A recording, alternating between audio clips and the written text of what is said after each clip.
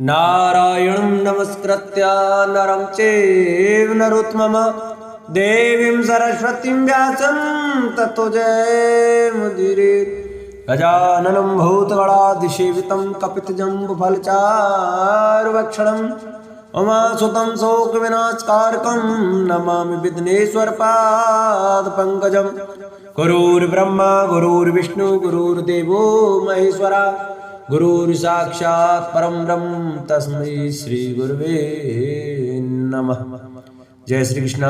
नमस्कार दोस्तों, स्वागत है आप सभी का हमारे YouTube चैनल पर। प्रिय भक्तजनों, आज की कथा में हम आपको भगवान की ध्यान विधि और भगवान के विराट रूप का वर्णन, इस कथा का वर्णन सुनाएंगे। सभी भक्तजन हमारी इस कथा को बड़े श्रद्धा भाव और प्रसन्न चित्त में से सुनिएगा। आइए भक्तों, कथा को प्रारंभ करते हैं। श्री सुखदेव जी ने कहा, परीक्षित, तुम्हारा लोकहित के लिए किया हुआ यह प्रश्न बहुत ही उत्तम है।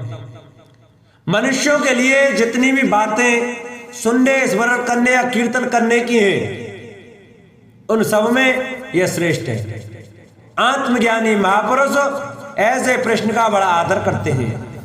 राजेंद्र, जो ग्रस्त घर के काम धंधों में उलझे हुए हैं, अपने स्वरूप को नहीं जानते, उनके लिए हजारों बातें कहने, सुनने एवं सोचने करने की रहती है।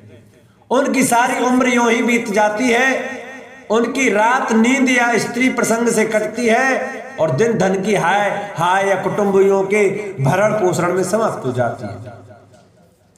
संसार में जिन्हें अपना अत्यंत घनिष्ठ संबंधी कहा जाता है, वे शरीर, पुत्र, स्त्री आदि कुछ नहीं, असत्य है। परंतु जीव उनके मोह में ऐसा पागल सा हो जाता है कि दिन रात उनको मृत्यु का ग्रास होते देखकर भी चेतता नहीं। इसलिए परीक्षित, जो अभय पद को प्राप्त करना चाहता है, उसे तो सर्वात्मा सर्वशक्तिमान भगवान श्री कृष्ण की ही लीलाओं का श्रवण, कीर्तन और स्मरण करना चाहिए। मनुष्य का जन्म यही इतना ही लाभ है कि चाहे जैसे हो, ज्ञान से, भक्ति से अथवा अपने धर्म की निष्ठा से जीवन को ऐसा बना लिया जाए कि मृत्यु के समय भगवान की स्मृति अवश्य बनी रहे। परीक्षित, जो निर्गुण स्वरूप में स्थित है एवं विधि निषेध की मर्यादा को लांघ चुके हैं, वे बड़े बड़े ऋषि मुनि भी प्राय भगवान के अनंत कल्याण में, गुण गणों के वर्णन में रमे रहते हैं। द्वापर के अंत में इस भगवत रूप अथवा वेद तुल्य श्रीमद् भागवत नाम के महापुराण का आपके पिता श्री कृष्ण द्वैपायन से मैंने अध्ययन किया था।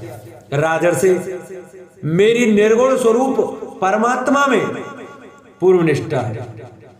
फिर भी भगवान श्री कृष्ण की मधुर लीलाओं ने बलात् मेरे हृदय को अपनी ओर आकर्षित कर लिया।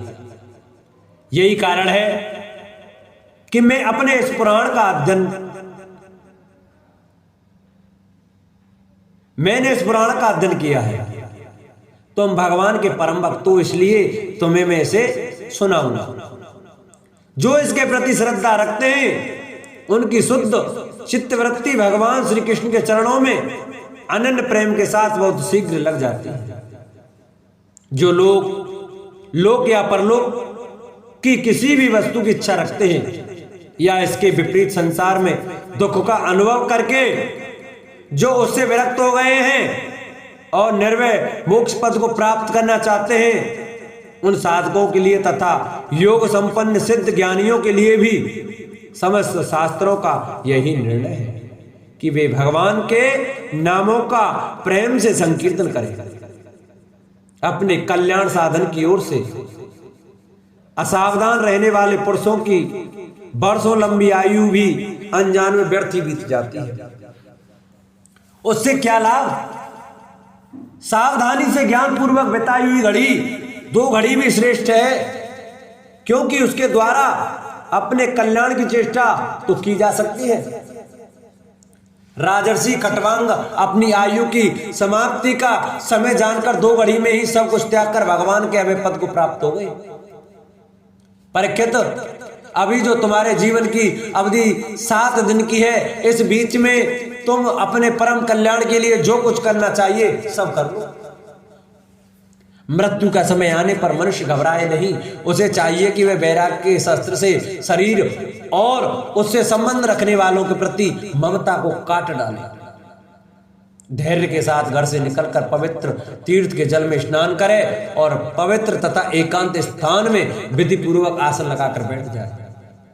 तत्पश्चात परम पवित्र ओम इन 3 मात्राओं से युक्त प्रणव का मन ही मन जप करे। प्राणवायु को बस में करके मन का दमन करे और एक क्षण के लिए भी प्रणव को न भूले। बुद्धि की सहायता से मन के द्वारा इंद्रियों को उनके विषयों से हटा ले और कर्म की वासनाओं से चंचल हुए मन को विचार के द्वारा रोककर भगवान के मंगलमय रूप में लगाए। स्थिर चित्त से भगवान के श्री विग्रह में से किसी एक अंग का ध्यान करे। इस प्रकार एक एक अंग का ध्यान करते हुए विषय वासना से रहित मन को पूर्ण रूप से भगवान में ऐसा तल्लीन कर दे कि फिर और किसी विषय का चिंतन ही ना हो। वही भगवान विष्णु का परम पद है जिसे प्राप्त करके मन भगवत प्रेम रूप आनंद से भर जाता है। यदि भगवान का ध्यान करते समय उन रजोगुण से विक्षिप्त या तमोगुण से मूढ़ हो जाए तो घबराए नहीं। धैर्य के साथ योग धारणा के द्वारा उसे बस में करना चाहिए, क्योंकि धारणा उक्त दोनों गुणों के दोषों को मिटा देती है। धारणा स्थिर हो जाने पर ध्यान में जब योगी अपने परम मंगल में आश्रय भगवान को देखता है तब उसे तुरंत ही भक्ति योग की प्राप्ति हो जाती है। परीक्षित ने पूछा, ब्राह्मण, धारणा किस साधना से किस वस्तु में किस प्रकार की जाती है और उसका क्या स्वरूप माना गया है जो शीघ्र ही मनुष्य के मन का मैल मिटा देती है? श्री सुखदेव जी ने कहा, परीक्षित, आसन श्वास आसक्ति और इंद्रियों पर विजय प्राप्त करके फिर बुद्धि के द्वारा मन को भगवान के स्थूल रूप में लगाना चाहिए। यह कार्य रूप संपूर्ण विश्व जो कुछ भी था है या होगा सबका सब जिसमें दिख पड़ता है वही भगवान का स्थूल से स्थूल और विराट शरीर है। जल अग्नि वायु आकाश अहंकार मैतत्व और प्रकृति इन 7 आवरणों से घिरे हुए इस ब्रह्मांड शरीर में जो विराट पुरुष भगवान है वे ही धारणा के आश्रय है। उन्हीं की धारणा की जाती है। तत्वज्ञ पुरुष उनका इस प्रकार वर्णन करते हैं, पाताल विराट पुरुष के तलवे हैं, उनकी एड़ियां और पंजे रसातल हैं, दोनों गुल्फ एड़ी के ऊपर की गांठें महातल हैं, उनके पैर के पिंड तलातल हैं, विश्वमूर्ति भगवान के दोनों घुटने सुतल हैं, जांघें वितल और अतल हैं, पेड़ू भूतल है और परीक्षित उनके नाभि रूप सरोवर को ही आकाश कहते हैं। आदि पुरुष परमात्मा की छाती को स्वर्गलोक, गले को महरलोक, मुख को जललोक और ललाट को तो तपलोक कहते हैं।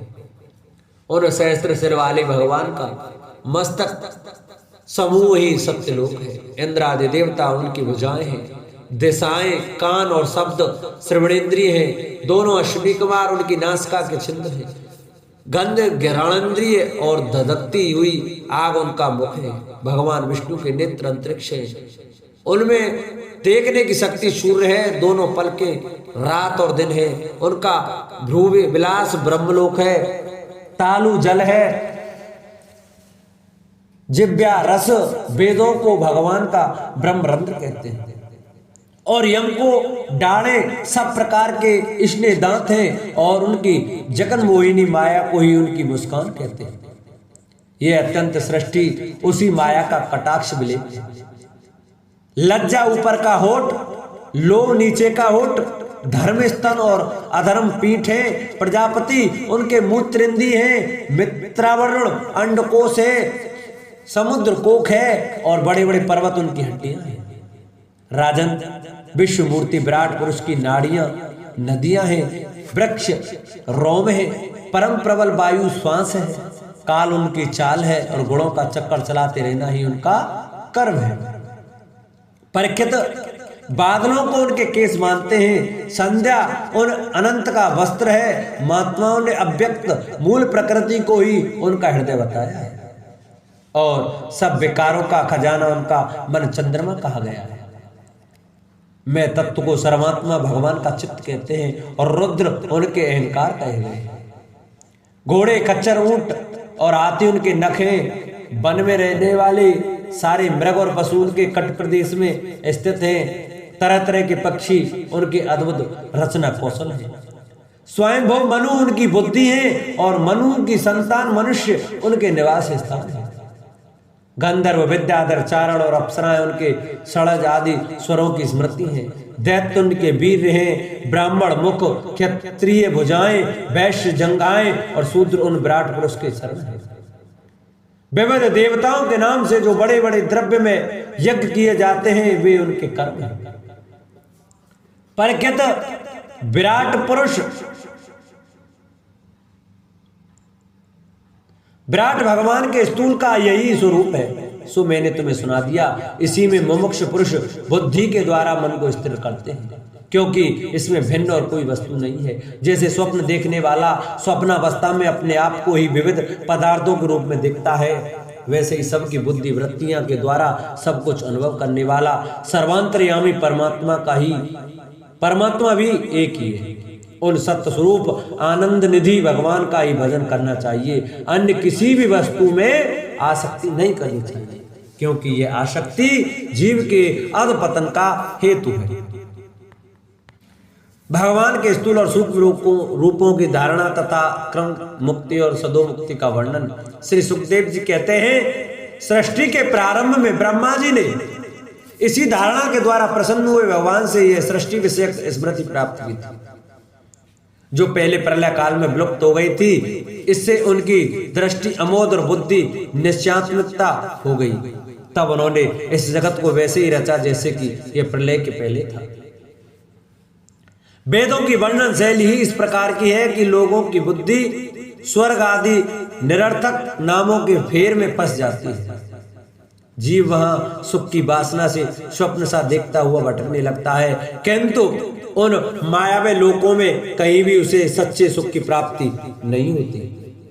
इसलिए विद्वान पुरुष को चाहिए कि वे विविध नाम वाले पदार्थों से उतना ही व्यवहार करे जितना प्रयोजनीय हो। अपनी बुद्धि को उनकी निस्सारता के निश्चय से परिपूर्ण रखे और एक क्षण के लिए भी असावधान न हो। यदि संसार के पदार्थ प्रारब्धवश बिना परिश्रम के यूं ही मिल जाएं, तब उनके उपार्जन का परिश्रम व्यर्थ समझकर उनके लिए कोई प्रयत्न न करें।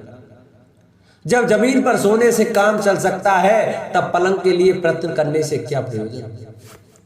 जब भुजाएं अपने को भगवान की कृपा से स्वयं ही मिली हुई हैं, तब तकियों की क्या आवश्यकता। जब अंजलि से काम चल सकता है, तब बहुत से बर्तन क्यों बटोरे। वृक्ष की छाल पहनकर या वस्त्र हीन रहकर भी यदि जीवन धारण किया जा सकता है, तो वस्त्रों की क्या आवश्यकता। पहनने को क्या रास्ता में चिड़चिड़े नहीं, भूख लगने पर दूसरों के लिए ही शरीर धारण करने वाले वृक्ष क्या फल फूल की भिक्षा नहीं देते। जल चाहने वालों के लिए नदियां क्या बिल्कुल सूख गई हैं। रहने के लिए क्या पहाड़ों की गुफाएं बंद कर दी गई हैं। अरे भाई, सब न सही भगवान, क्या भगवान भी अपने शरणागतों की रक्षा नहीं करते। ऐसी स्थिति में बुद्धिमान लोग भी धन के नशे में चूर घमंडी धनियों की चापलूसी क्यों करते हैं।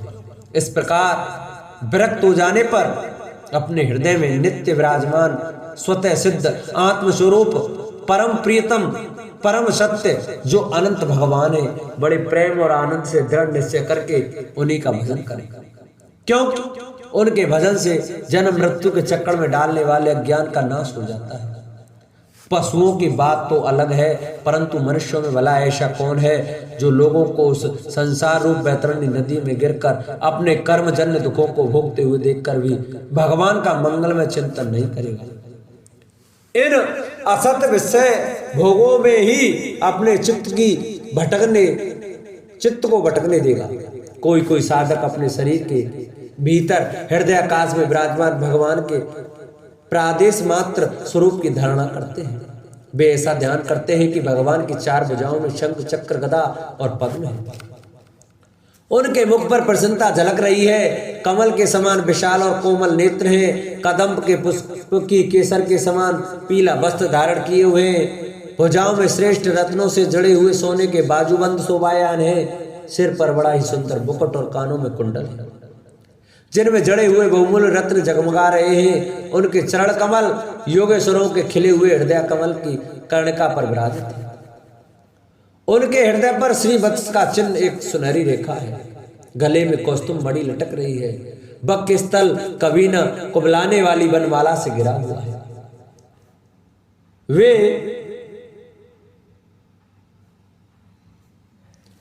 कमर में करधनी, उंगलियों में बहुमूल्य अंगूठी, चरणों में नुपुर और हाथों में कंगन आदि आभूषण धारण किए हुए हैं। उनके बालों की लटें बहुत चिकनी, निर्मल, घुंघराली और नीली है। उनका मुख कमल मंद मंद मुस्कान से खिल रहा है।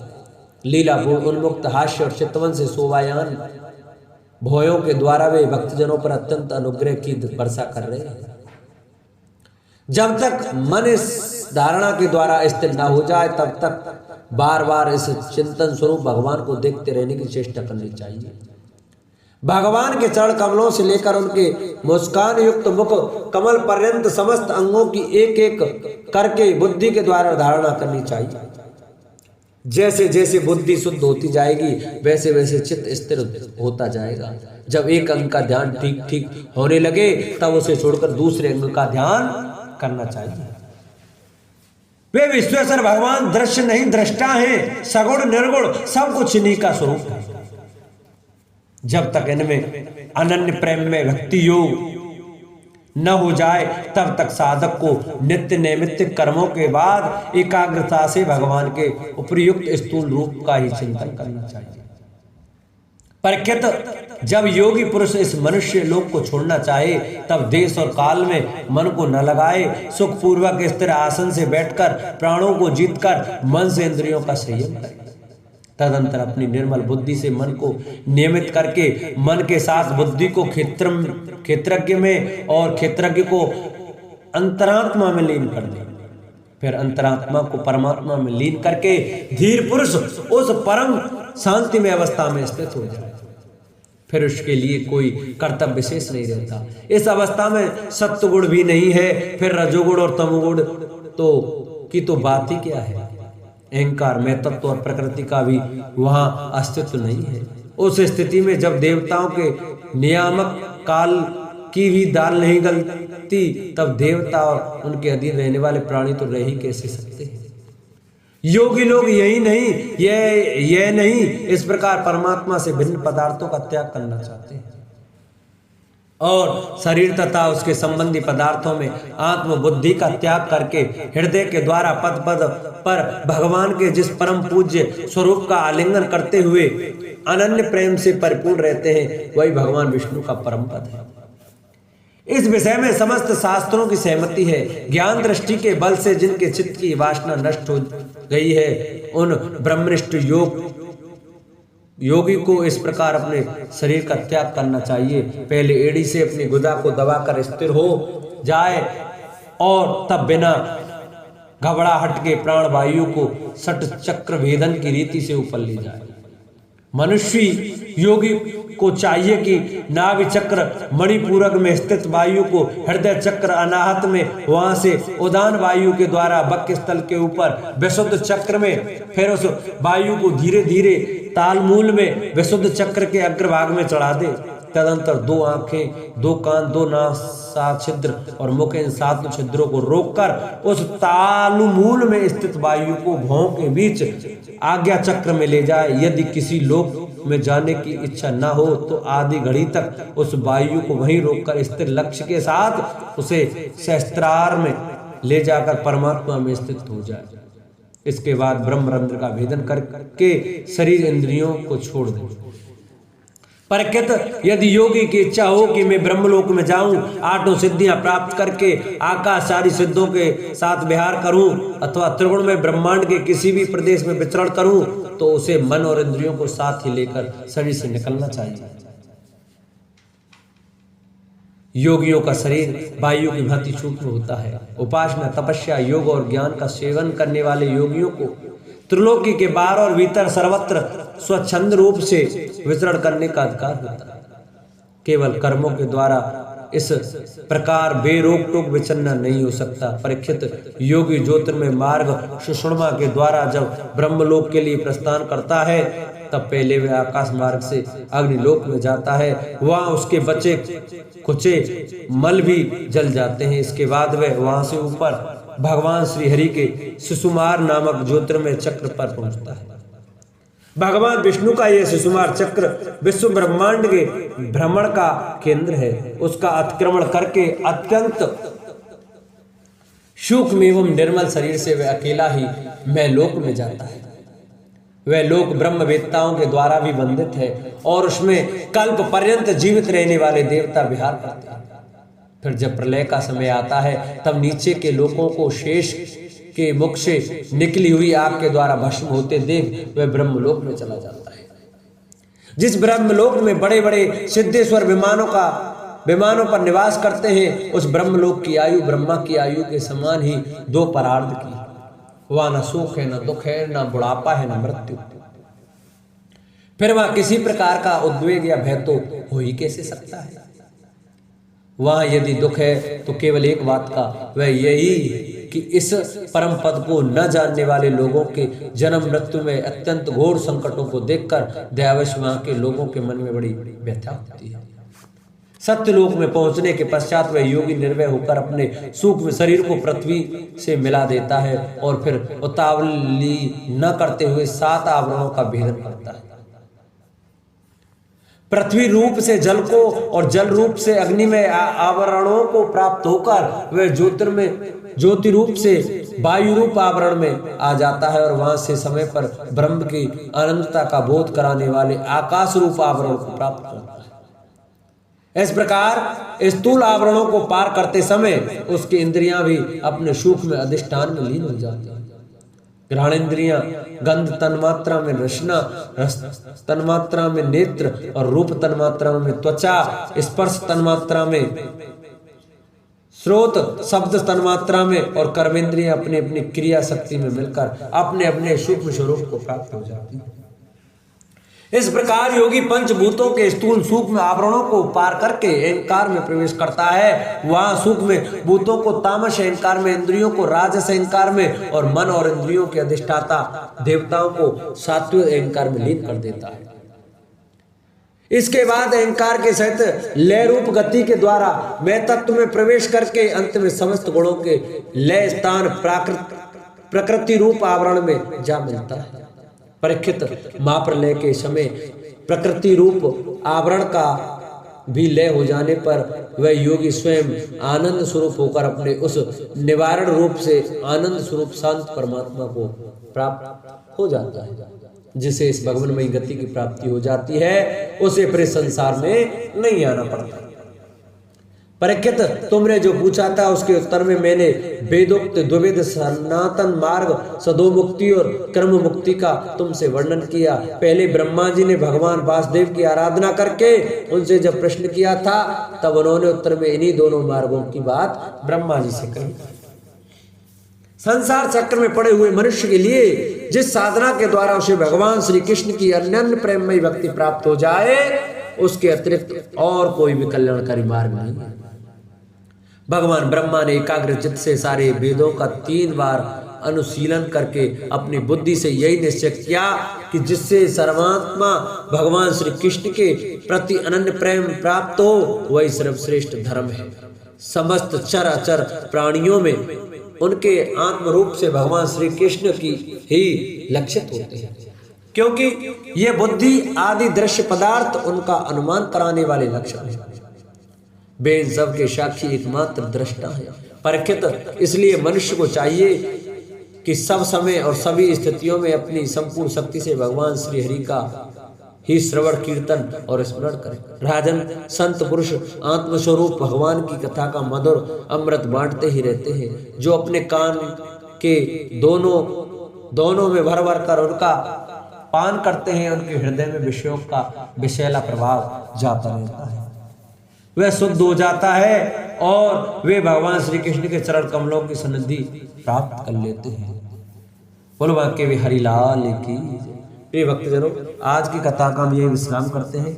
कल की कथा में आपको सुनाएंगे कामनाओं के अनुसार विभिन्न देवताओं की उपासना तथा भगवत भक्ति के प्रावधान का निरूपण।